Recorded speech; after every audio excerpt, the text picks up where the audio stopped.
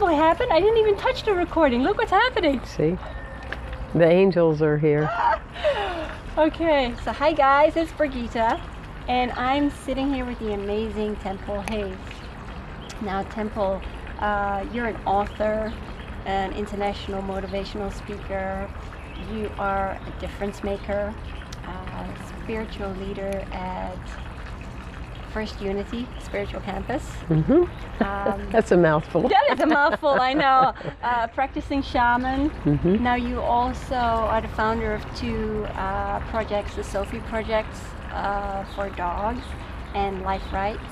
And you also feature on a weekly show called the Intentional Spirit. That's very good. I'm impressed. So that is a mouthful. Yes, it is. Now you're known, and I read this on your website, you're known as a rebel, a renegade, and having been resurrected about 1,000 times. So explain that to me. Well, I really feel that kind of exemplifies my life, is that I feel like I was an old soul. I was born metaphysical in a small town that had, they were very loving, but they had very closed minds. And so I was exposed to this real strong religiosity from a child. And I would walk out in nature and I would, I'd be a rebel. I'd be like, why? Why are we learning this? Why are we practicing this? Why do we go to the doctor? Why do we listen to what everybody else says, instead of really following our own intuition? And I started practicing very early as a little girl, my intuitive power or my creative visualization. For example, when I started playing softball, I was 10. And I got this inner knowing to walk the field, walk the parameter of the field. And as I did that, as you know, as an energy healer, the field became smaller. So when I would get up to bat, I'd go, you better get ready. It's going to go over your heads and, all this stuff. And I just knew, this is before Shakti Gawain created the book called Creative Visualization. I just knew. So there's been something within me that's been a rebel of like just being the average, or because everybody else does it, in that way. And the resurrection is available for all of us, that we transform all the time. We let go what no longer serves us. And that we become, as Meister Eckhart said, true spirituality is allowing things to be subtracted from our lives, not necessarily needing to be added in. Yeah, that makes sense. Yeah, so that's that resurrecting spirit. And so in my life of feeling so rejected from my own sexual explorations and just who I am as a stronger woman and being challenged by that, to become an alcoholic, to now going into September 30 years of sobriety. It's good. It's amazing. That's that resurrection part of the growing and changing. So, but I always say, if you put your mind to something, nothing is impossible. That's very true. That intention, putting there, seeing it and knowing it. And I remember in those high school days going, I won't remain here. I'm going to be somewhere, probably in Florida. I used to draw images all the time, the sailboats and the beach, and here we are. Do you remember that movie, no, it's not a movie, it's a documentary, What the Bleep Do We Know? Yeah. Same thing. Yeah, I actually had him on the show not too long ago. What, Joe Dispenza? William Arntz. Oh, William Arntz. Okay. He was the creator of What the Bleep. Yeah. And what's their motto is change your thinking, change your life. Yeah. And it's really that simple. It's really that simple, isn't it? Now you're an international motivational speaker. So how did you end up doing that? What's a nice girl like you doing in a place like this? Well, I have always felt the presence when I speak. Now, let's be real, it terrified me for a long time. I was in ministerial school and I would ask the teacher, don't call on me, I'm too nervous. So it was scary to me, that feeling of, you could hear a pin drop. And I'm not talking ego, I'm just talking about knowing that there was something in my soul that was calling forth for me to be an orator, a speaker, a teacher. And I mean, you know, I would be leading a class and pray nobody came to the class. That's kind of messed up, don't you think? Very messed up. Right. But through the years, I started really, you know, tuning into loving the opportunity to be in front of people, because I was always teaching me. And so in my early days of ministry, I looked for other ways to be a minister outside of the walls of a spiritual community. And I joined a firm that did international programs. Right. And so I went from place to place teaching stress management and supervision, or being a speaker, or, you know, whatever it was. I was able to present it and had a wonderful time in one of your homelands of London, in Brighton and Milton Keynes, and loved that area. I went to college in Milton Keynes, but You I'm did? originally Dutch. Oh, Have you been to Holland? no. Well, I have in my travels, but not as a speaker. Yes. So, what motivates you to get up every single day? I love life beyond words. I love life. I mean, to me, it's such just a precious gift. And I love the mystery of what I don't know yet about today.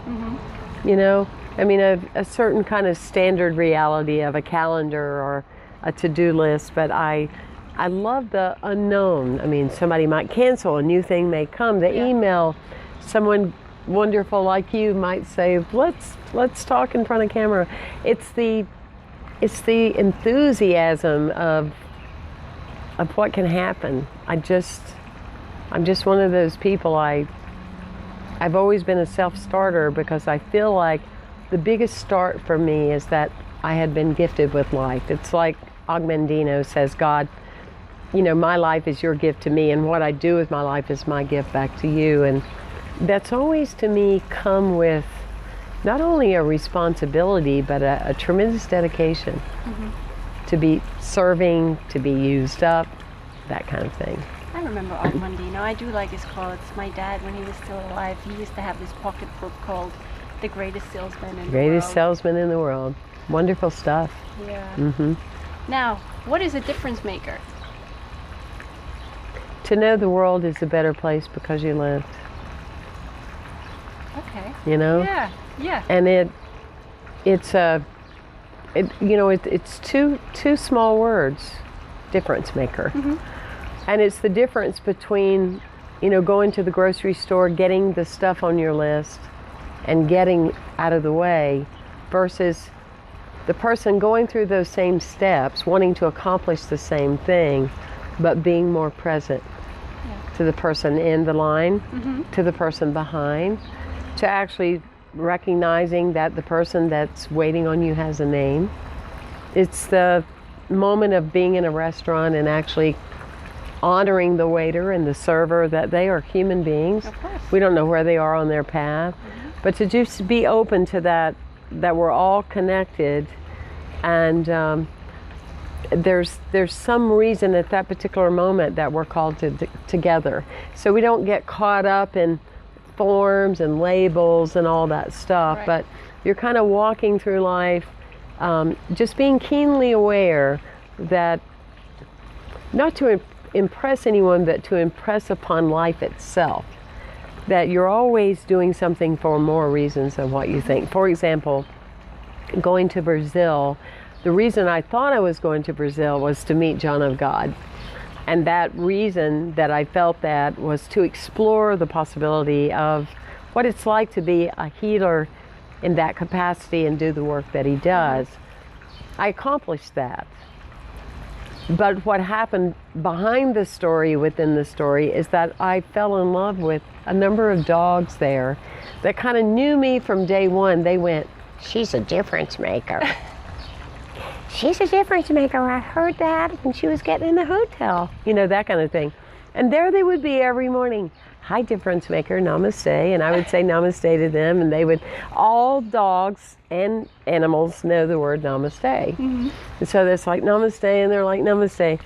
And so they would be there following me every day. Great. And I wound up being partnered with another person, and we brought 8 dogs back to the States.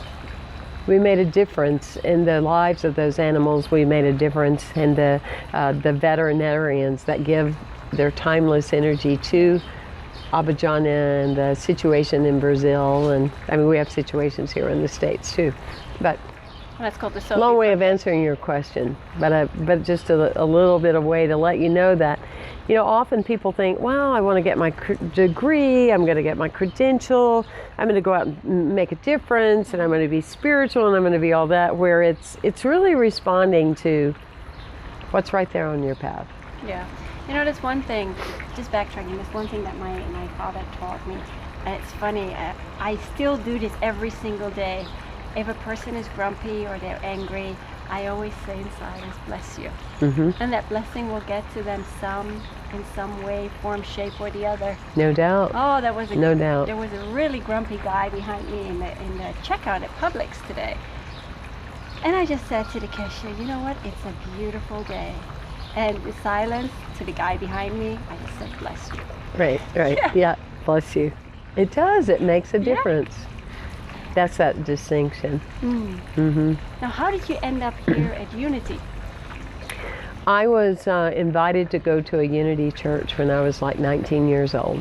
And I was really seeking. I was living still in the Carolinas and really knowing that there was a message in me and really some beliefs that I had that no one I had talked to had those same beliefs in any particular way.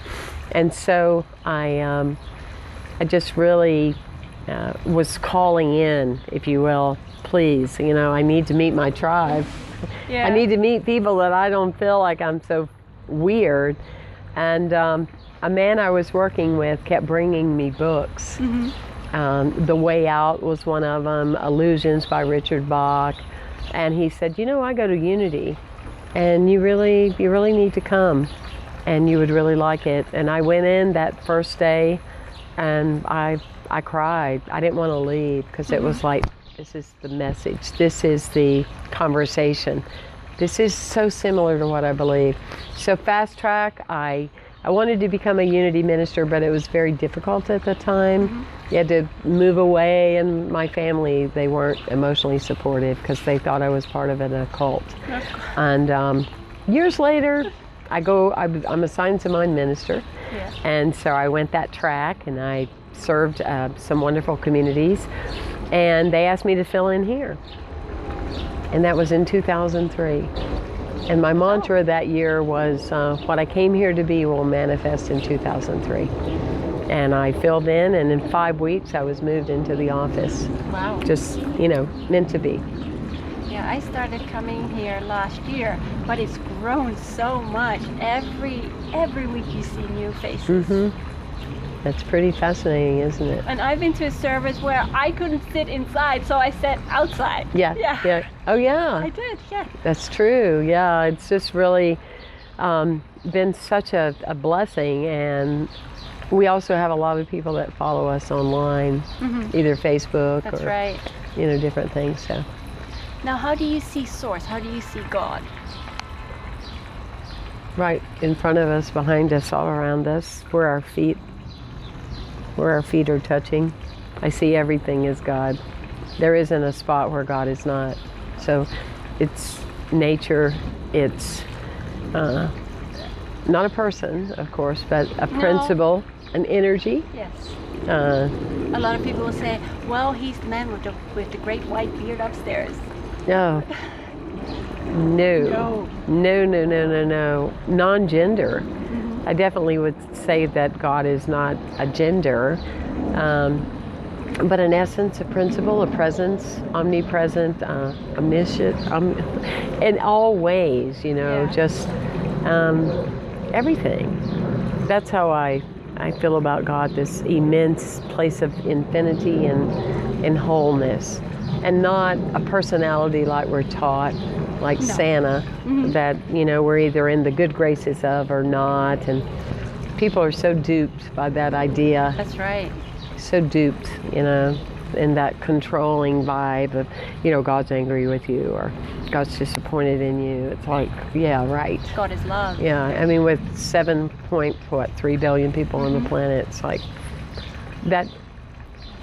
It's always good, I think, when people really look at what they say they believe and ask themselves, does this make sense, you know? Yeah. So that's what God is to me, a source. And how do you advise people to overcome their own suffering? Long-term suffering, I think, really puts us in the question. When we look at the word question itself, it says, quest I own. So I never thought of it that way. I mean, it's a powerful word, quest I own. So I'm on this quest, and if I feel, I'm not talking about the immensity of suffering that comes from a loved one died unexpected or a loss or, you know, those kind of things. We go through those phases, I certainly have, where there's grief and those kind of things. But things that become long-term in our lives, you know, why have we made an agreement? Why have we made an agreement to have that? Because it's a dance. It's always a tango with the experience I'm having out here, that it's now becoming my experience because I've made it my experience. Yeah. And so I think in clarity, it's like I am never my experience. Correct. I'm simply having it. You know, like I'm not my car. No, you're not. I'm not a car. Do I look like a car? No, I'm not shaped like a car. But later I will be having an experience of my car because I will be seated in it and it will be taking me somewhere. And that's true for the experiences that we have, whether it's disappointment in a coworker or, you know, releasing a marriage that is no longer serving or whatever it is an experience that I'm having. It doesn't have to be all about me unless I decide it to be. So what is the payoff from the suffering? Why do I need it? And it's very important to ask these questions and to be willing to go deep about them. And who would I be without it? You know, who would I be without, you know, for me, with the early days of drinking and, you know, making up tells and, you know, oh, I was coming home, but then this happened and that happened and that. And the truth of the matter is I didn't remember, you know, hardly anything. I mean, I was really good at what I was doing in the drinking part. But I had this energy of something's wrong and I did something wrong. Yeah. So it took a while for me to want to be free from, I don't need to carry that suffering. Right. Even though I wasn't drinking anymore, even though I'd been sober, I still carried this, did I do something wrong? You know, because that had become so ingrained. So those patterns, they are essential for us to shift them. And once we attempt to, they're really not difficult even to let go of because they never belonged to us in the first place. I agree. These mosquitoes are biting me up. But the bugs are loving you. Will we bless them? We bless you in this place of nature. And we bless those mosquitoes because as we place negativity, they multiply. Oh, that's a good one. Well, Edgar, you know, I can't claim that. Edgar Casey did, you know. Okay.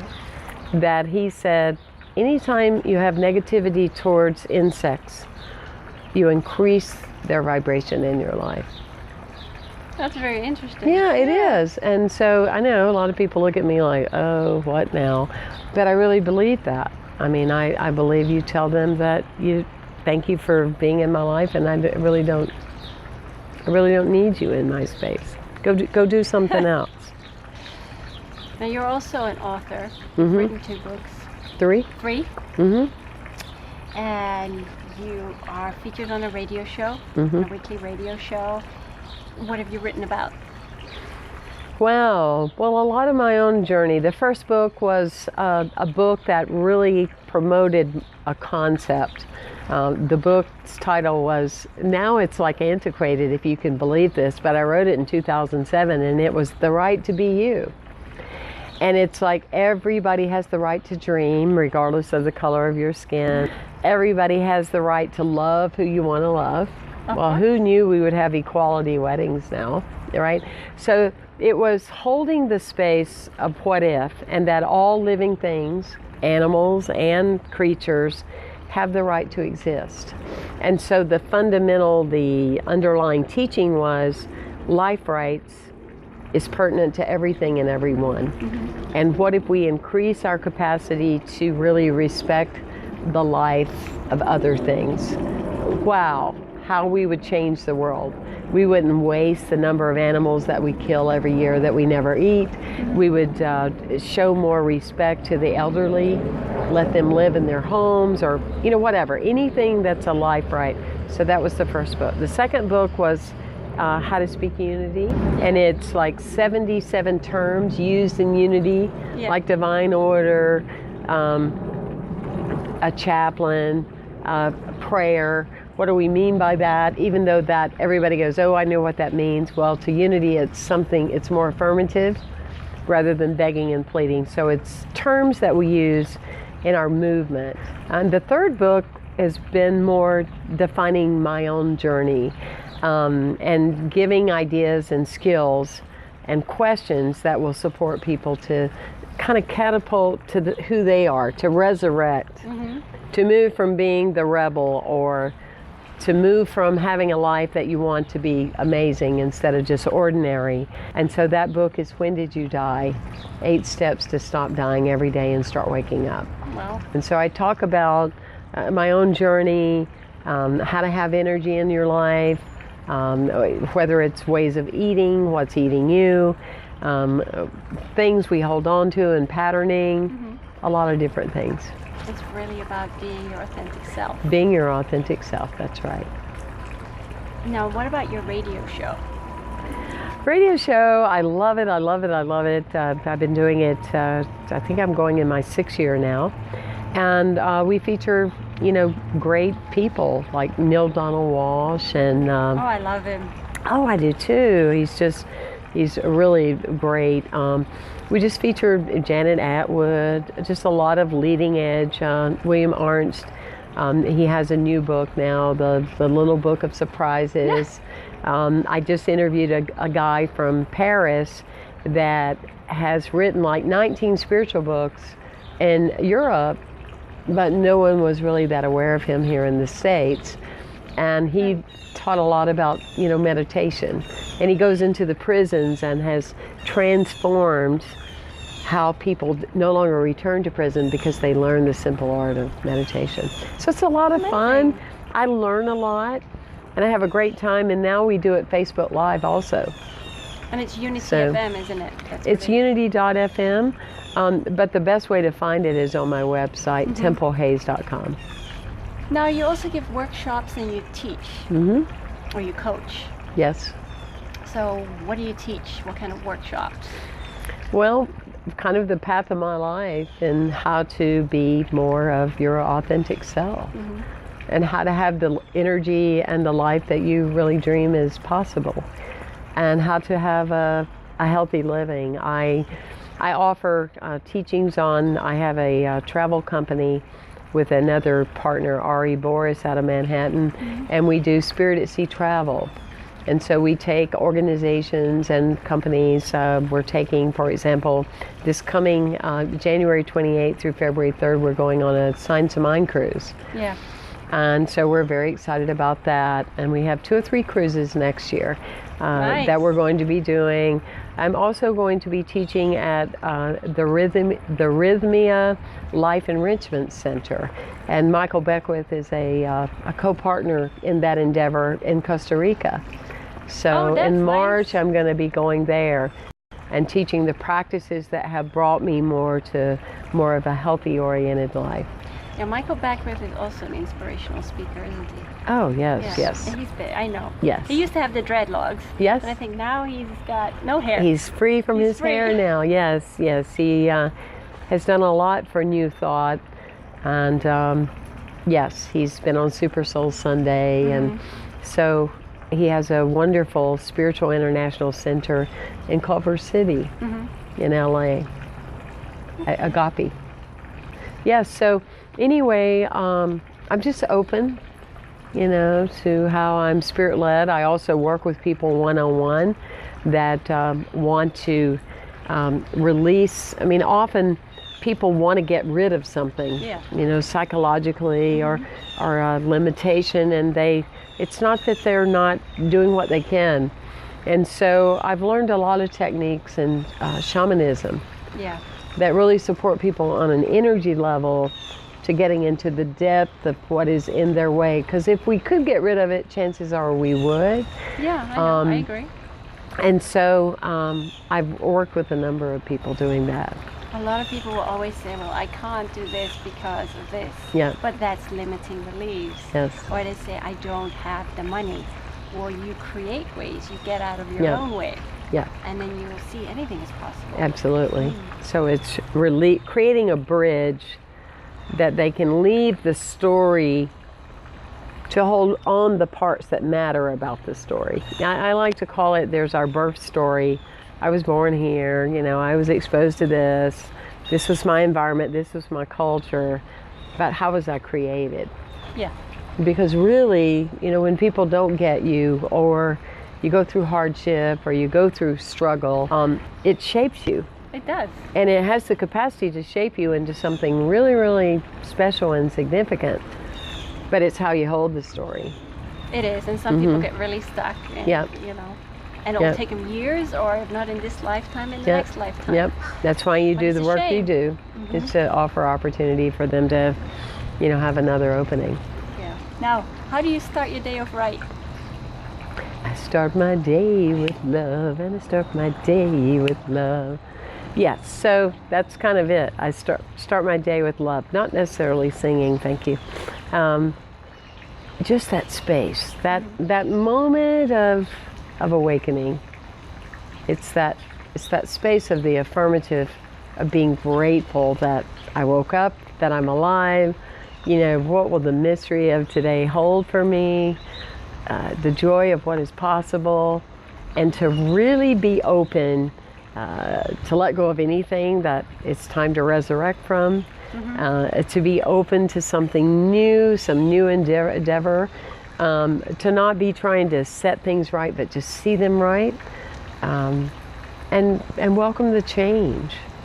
Welcome the change. Yeah, that's beautiful. Yeah, well, I really want to, at the end of the day, at the end of this life, I just would like to know that I allowed myself to be shape-shifted in the way that I was originally created to be. Yeah. You know? So do you have any last words for the viewers? Just thank you for this time, and this being able to sit outdoors and around the bird sanctuary, and thank you for the work you're doing. You're doing great work. Oh, thank you. Yes. I enjoy doing this. Good. Yes, it's such a blessing, and stay in touch with us and connect with us, and come to my website, templehays.com, and I'm featured on the cover of the Science of Mind magazine in June. So I'd love to urge you to go get a copy. I tell about my story there. So life is good. It really is. Okay, thank you. Thank you so much. Bless you.